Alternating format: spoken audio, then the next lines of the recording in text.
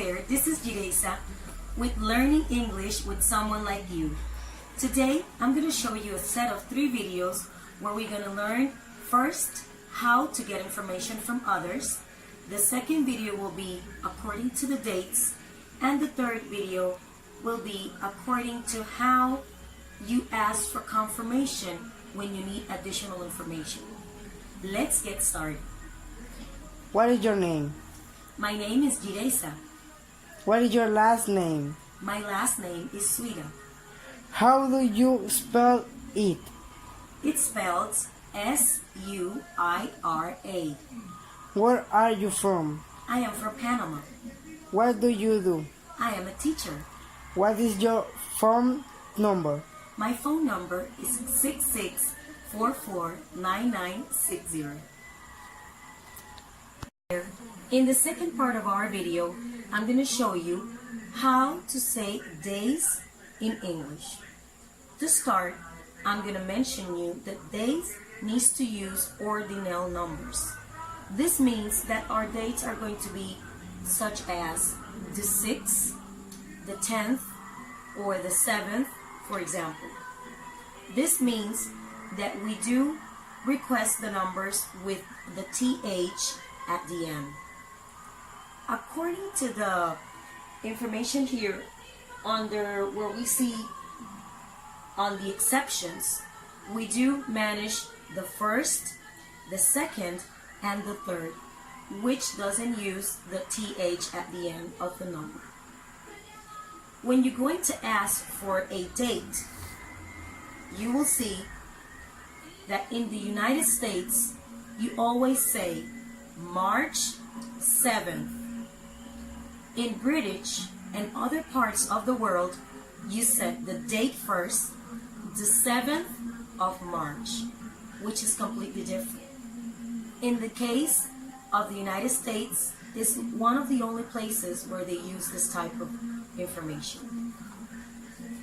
The next example that I'll give you is when you have written information and you have to be very careful. We have 2 dates that looks the same. However, they are not depending on the country. For example, in the United States, we have 3/7/19, which means March 7th of 2019. In British and other countries, 3/7/19 means the 3rd of July of 2019. So this means that we have to be very careful at the time that we write the numbers. According to the years are normally divided in 2 parts. For example, when you say 1967, you use the number 19 first and then 67. This is the order that we use in English language. On the other hand, we have 3 different ways we can ask for a date or the time that we need to know exactly when we have a certain question, and I'll let you know which one they are. Number 1, what day it is. Number 2, what is today's date? And number 3, what is the day today? On the last option of our video, we have another topic, which is basically how to clarify information. And this is very, very important when you're listening to, for example, a speech of somebody, when somebody is saying an essay and you want to interrupt, or basically a teacher saying something to you and you're not quite sure that what you heard is clear. There are certain ways that you can do this without being rude. Just keep in mind some important points. I'll let you know which one they are. For example, to clarify what you have heard by asking for repetition, it's very important for you to be polite. That's the first option. The second is to use a small apologies, such as, I'm sorry, can you go over one more time? I misunderstood what you just have said.